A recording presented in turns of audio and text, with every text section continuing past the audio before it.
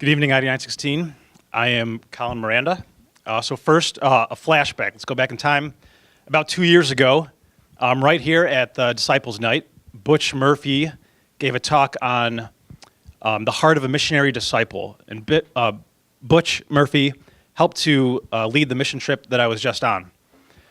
So after his talk was over, I came up here 2.5 years ago during the question and answer session, and I asked him this question. If charity begins at home, why would anyone go on a mission trip abroad? And his answer was essentially this.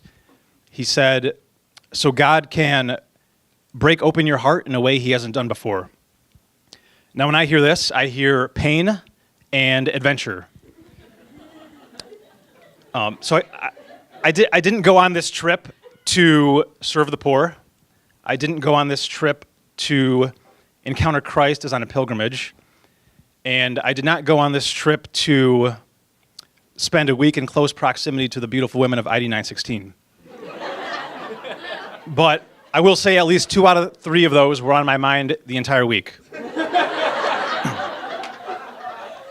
So I went on the trip for adventure. And my adventure mainly consisted of making maybe 100 name tags out of duct tape until my fingertips were numb. And this was actually, although it seemed like the most boring role when it was mentioned, I actually had a great time doing it. It was a perfect way to meet the poor in Mexico, the young and the old. And my favorite part about all this was embracing and being embraced by the cutest little Mexican kids. And my favorite word in Spanish is now caballito, which translates to little horse and means piggyback ride. So the little kids would come up to us and tug on us, and they would say, caballito, caballito. And after the ride, when we wanted to let them go, they wouldn't let go of us. But while initiating conversations with the adults at the garbage dump and playing with the little kids, I realized that I had this fear of being rejected. And I think, I've always had this fear, and perhaps many of you have it also.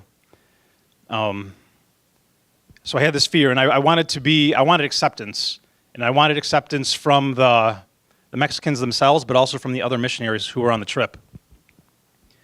And I received it overwhelmingly, 100%. I was never turned down for a conversation, even though my Spanish was present tense and pretty broken. And the kids never turned down playing with me. And although God has not found me worthy to share fully in the poverty of the people in the garbage dump, I really began to see myself as just another poor and needy man among the poor and needy people of Mexico. But God definitely provided. It was a great time, and I think he broke my heart in a new way. So, thank you.